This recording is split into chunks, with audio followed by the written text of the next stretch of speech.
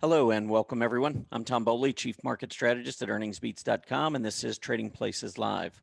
It is Monday, October 26th, 2020, and I'm pre-recording this Trading Places Live for Tuesday, October 27th. Futures are slightly higher in after hours after one of the worst days for U.S. equities in recent months. More on that in just a moment. First, let's go through today's agenda. I'll get into that daily market recap. Talking technically, there are a couple of key short-term support levels that gave way today on both the NASDAQ 100 and the S&P 500.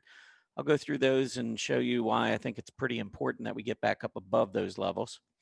Relatively speaking, I want to talk a little bit about the consumer discretionary area.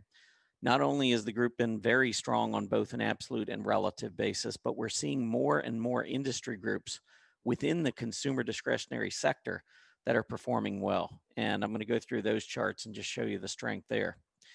Then we'll get into our chart lists, talk a little bit about the strong earnings chart list and show you how you can use that strong earnings chart list to hopefully find some stocks within the industry groups that I'll talk to you about in the relatively speaking area. Then we'll get into the earnings spotlight, a couple of reports out after hours, and then wrap up the show with the three you must see. These are all three stocks that have been struggling of late, but I'm beginning to question maybe if they've reached a bottom, and you can be the judge of that. But that'll be at the end of the show in the three you must see. First, before we get into any of that, let me take you over to earningsbeats.com. I'd love to have you subscribe to our free Earnings Beats Digest newsletter. Simply type in your name, email address, hit that subscribe button. There's no credit card required. You can unsubscribe at any time. We'd love to have you. I talk a little bit about relative strength, earnings.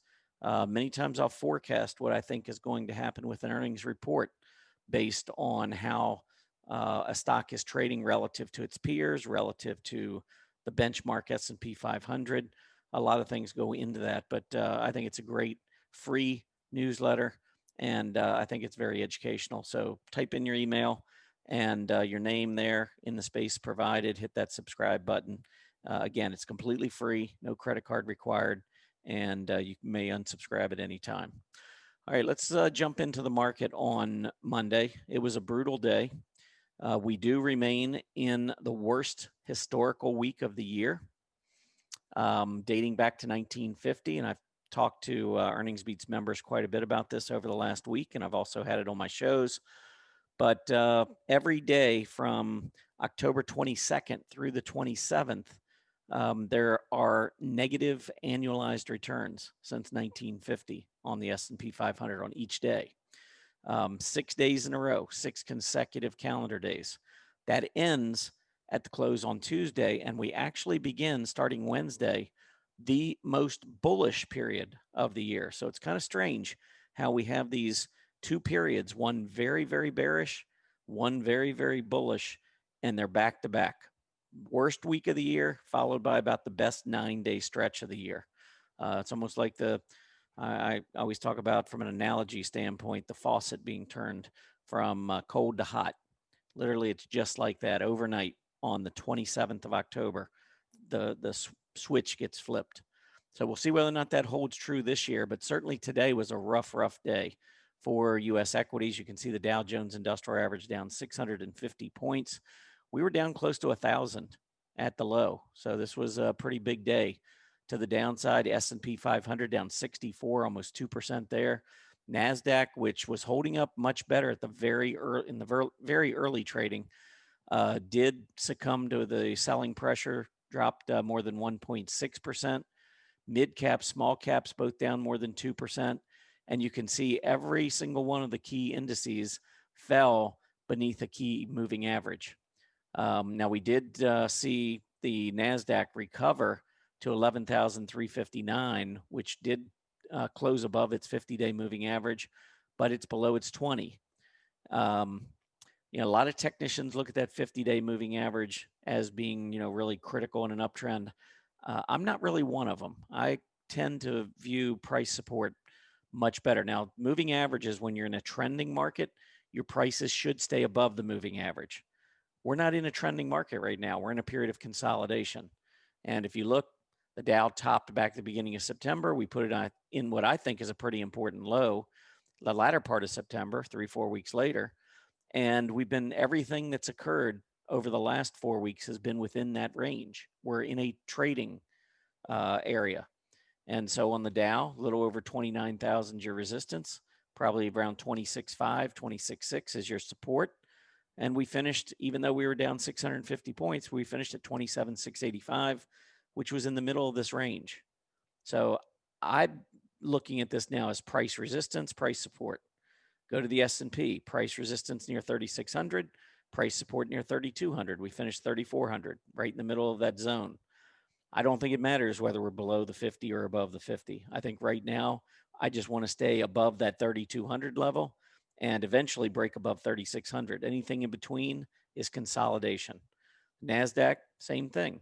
I think we established high, we established low. The fact that we came back up through the moving averages, we could have just taken right back off, but we haven't. We have sideways consolidated, sold off a little bit, and we're seeing some of these moving averages give way again.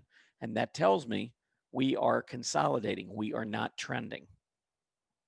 To me, that's the difference. When you're trending, you hold above your moving averages. We were trending here. Look at the NASDAQ back in latter part of April, throughout May, June, July, August. That is trending. Trending, moving averages are going higher. The 20s above the 50. Everything is in perfect configuration there. Since then, we had sentiment issues beginning of September. They worked their way out, but in the process, we broke that trend. We actually lost the uptrend, and now we're in this period of consolidation. I don't believe we're going to go back down to those lows, but I can't rule it out. We'll see how the next day or two unfolds. We are going to go into a very historical bullish period starting on Wednesday. Doesn't mean we can't go down for a period of time, but if we do go back down the lows, I think it will be quick. And then if we hold those lows and start to rebound off of them, I think that rebound will be quick. So that's what I would be looking for. But mid caps, small caps, they're all, looking about the same. Even I would say small and mid caps recently are doing a little bit better just because they're trying to hold on above their 20-day moving average, where the other indices are looking more at the 50.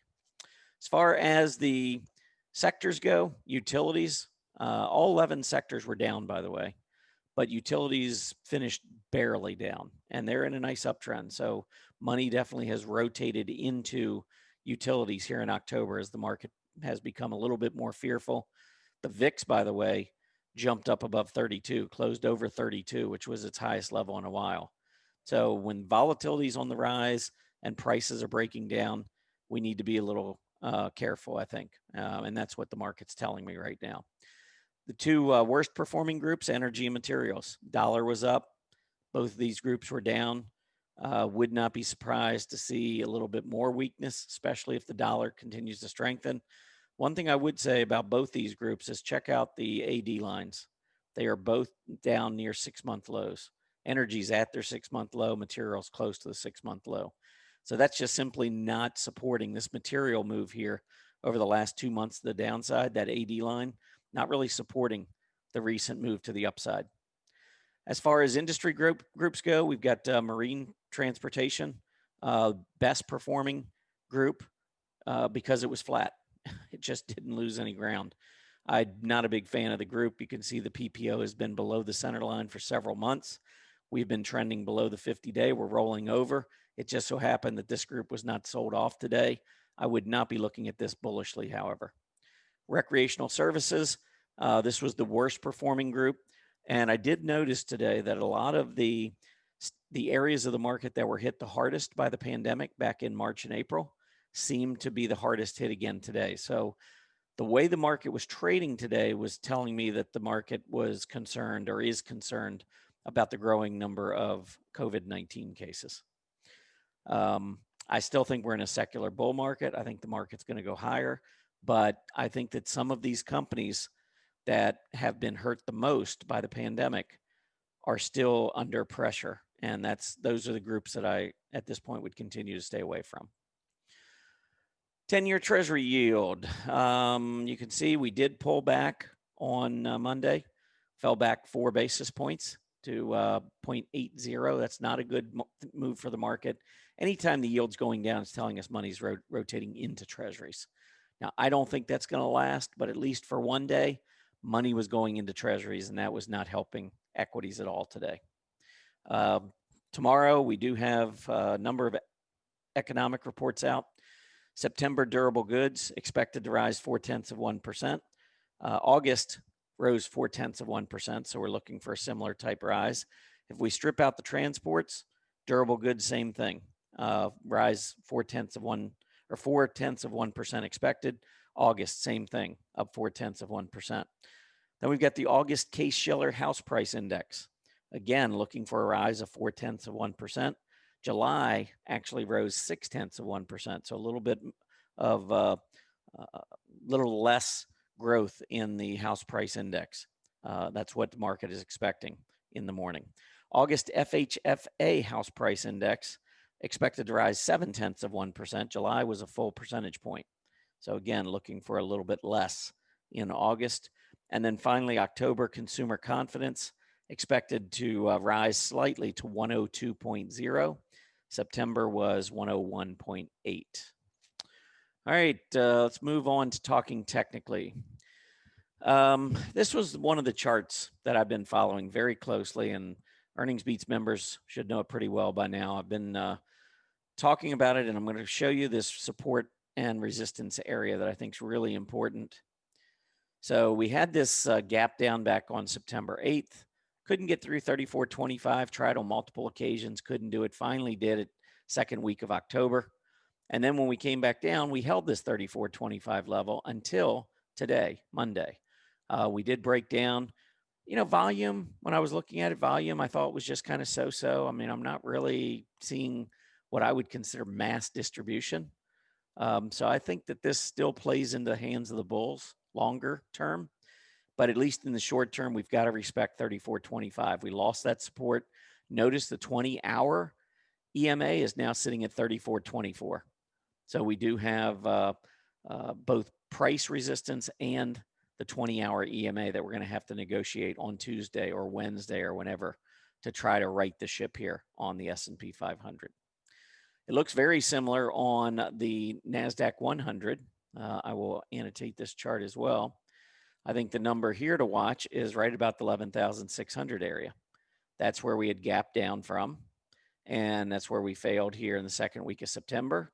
That's where we failed in early October, and then once we went through it, for the most part, we were holding on to this 11,600 area until Monday.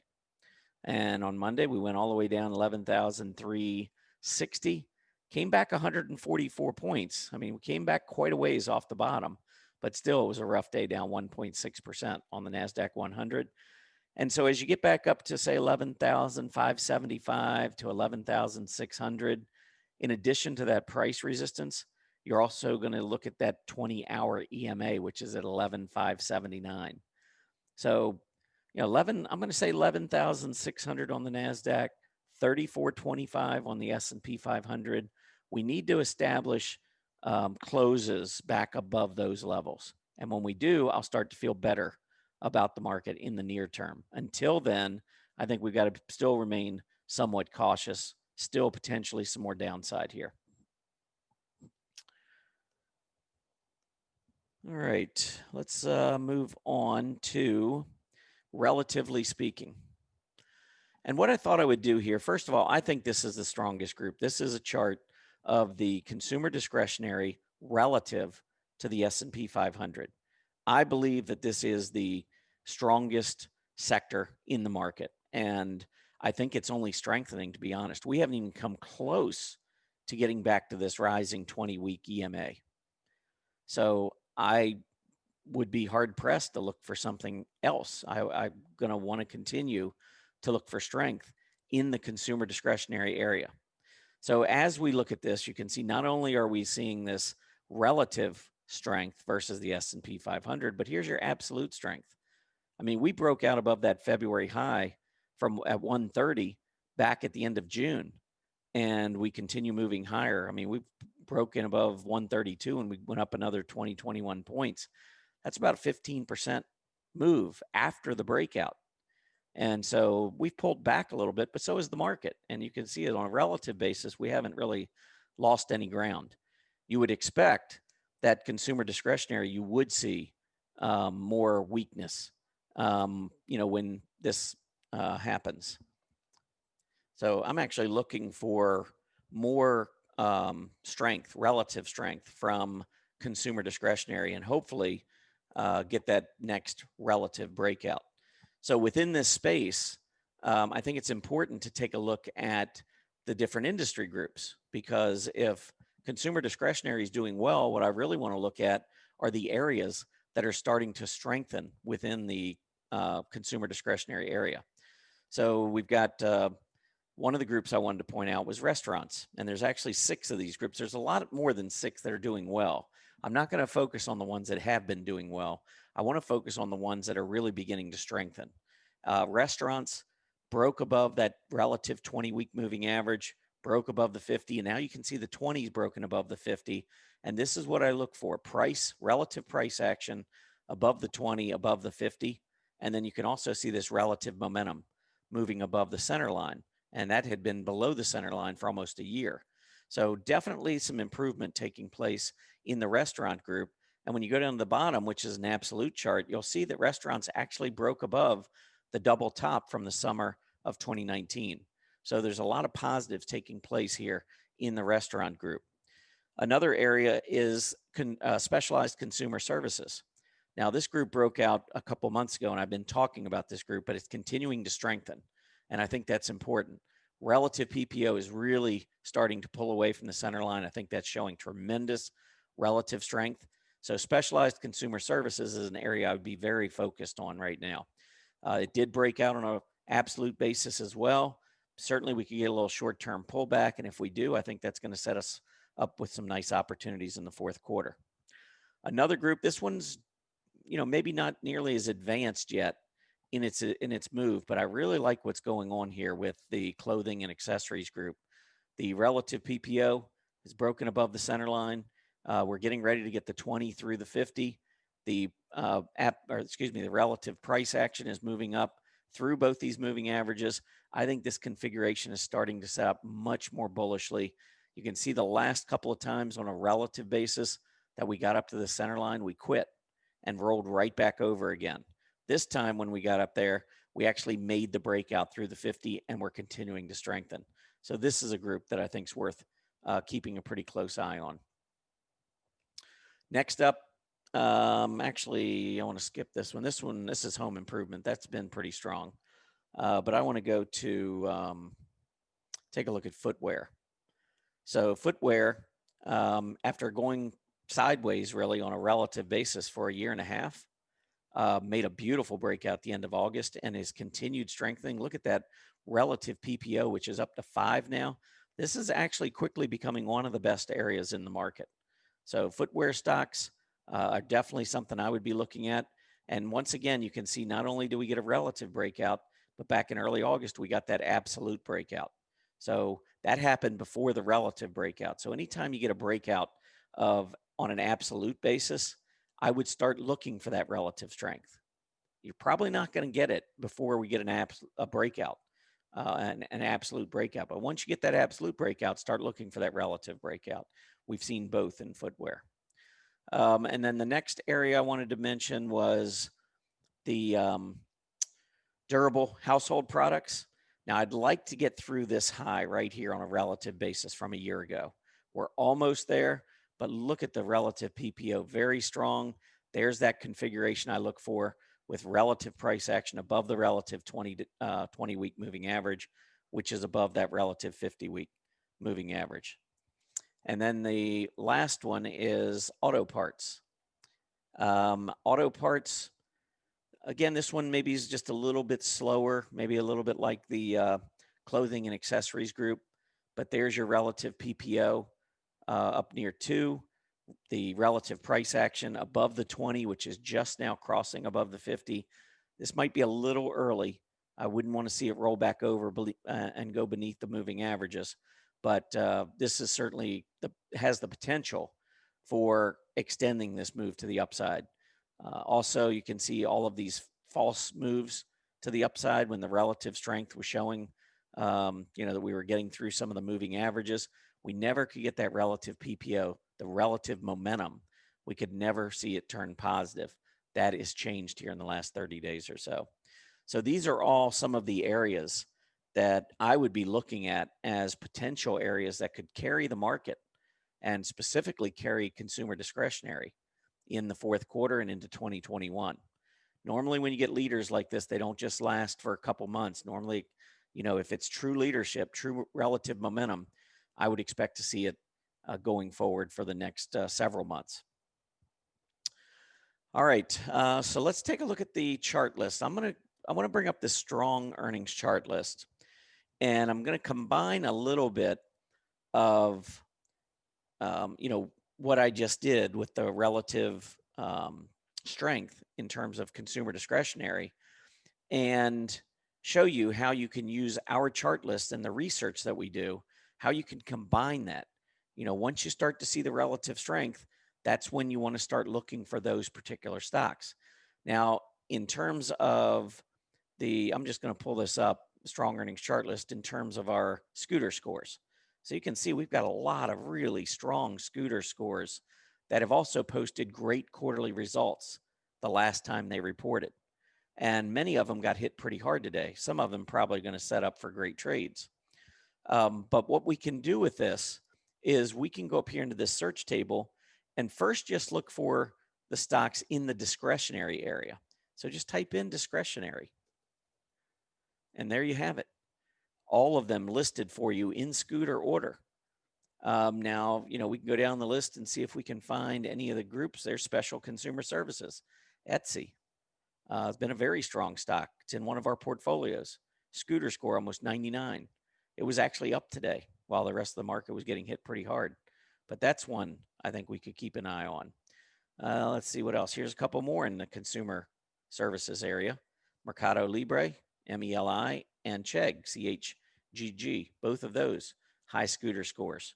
And Chegg actually was pretty flat, although they did report after the bell, and they were down after hours, I think probably about 5% or so.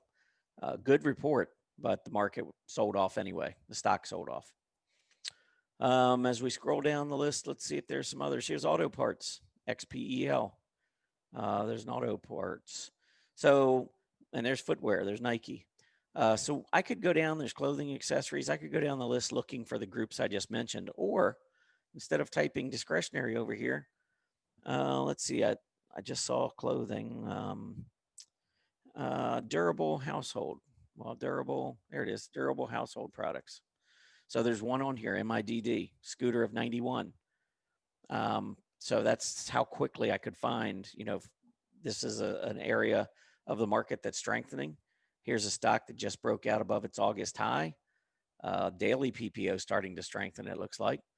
Trending above its 20-day moving average in a market that's trading down below its 50-day moving average. So I'd say, at least on a relative basis recently, we're seeing some pretty nice strength here with MIDD. So that's, again, just taking the information from the relative strength chart list, our industry group relative strength chart list, which, by the way, all of our annual members get that as part of your annual membership. The strong earnings chart list, all of our chart lists, we have probably 10, 12 of them, can be downloaded by any of our members, including trial members. So make sure you go over to Earnings Beats and take out a trial. But in order to get that industry group relative strength chart list, which is the one here, and this is all of the 104 industry groups, so that you can just quickly, if all of a sudden you see industrials are starting to make a move, then you could go in and take a look at the groups within the industrials and find out, what's driving that move in industrials. And then once you find the groups that are showing relative strength, that's when you come over to, the strong earnings chart list or any of our chart lists. I mean, we have strong earnings are those that have already reported good numbers, but then we also have companies that we put on our strong future earnings chart list, which is simply stocks for whatever reason that are not on our strong earnings. Either they didn't, miss or they didn't beat earnings in their last quarter, or they may be coming up for earnings soon, because we take companies off of our strong earnings chart list when they're coming up for their earnings. So these are, a lot of these companies could be companies getting ready to report. And some of these will be shifting back, because I've got an update for the last week. For instance, Tesla, which beat, will probably be back on the strong earnings chart list, and it'll come off of strong future earnings. Line Technology, guaranteed, will be going on to the strong future or strong earnings chart list coming off of this one. But we have multiple chart lists that you can go through and literally, take a look and see if there's any, I don't know, auto parts. There's one auto parts, PRTS, and pull it up and take a look at the chart, see what you think. Can pull it up quickly on our relative chart as well. And it is, trying to move back to about a 2-month relative high. Still got a little work to do to catch back up to where it was in August, but it's been consolidating. So always talk about this. When we consolidate, we set a high, pull back, and we consolidate. Normally, we're going to lose relative strength when that happens, because we're not going higher. We're consolidating. That doesn't mean the market's not going higher. It just means that this particular stock is consolidating. All right, let's go into a couple of earnings reports, and then I'll wrap up quickly with the 3 you must see. But first, I just want to go over a couple of these earnings reports that came out after the bell. Twilio easily beat top and bottom line. Stock was down 1.6% after hours. I shouldn't say I'm overly surprised. They beat, which is what I would have expected. But going forward, they raised their revenue estimate, but they actually lowered their earnings per share estimate. That's probably what spooked investors a little bit after hours. But stock only down 1.6%, at least based on what I saw after hours. NXPI, this is in the semiconductor area. This stock is up almost 3% after hours. They beat $1.70 versus $1.59. And when you look at the relative strength, it's been struggling, but can it get through this recent relative high to move to a 7-month relative high? We'll have to see what happens on Tuesday.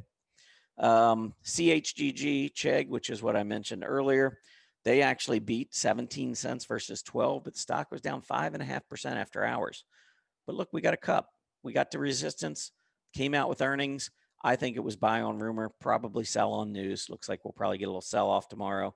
We may bounce right off that 20-day and head right back up and break out. We'll have to watch. And then VRNS, a big report after hours. They beat 6-cent profit. Market was expecting 12-cent loss. Stock up more than 9% in after hours. So it looks like we're going to get a breakout on VRNS. And this is in the software space, and this has been a leader in software. So good report here by VRNS. All right, let's move on to the 3 you must see. I'm going to start with Johnson & Johnson. Stock pulled back, but this is a pretty key area of support here, just below 145. Looked like it was going to break down, but came back at the end of the day. This could be where we bounce on J&J. So let's watch for that. Cisco also been struggling of late. Fell all the way back down here to the low we saw in September. Is this a double bottom? Well, it'll be confirmed if we can get back up through about $41. Until then, I think you got to be a little careful here with Cisco.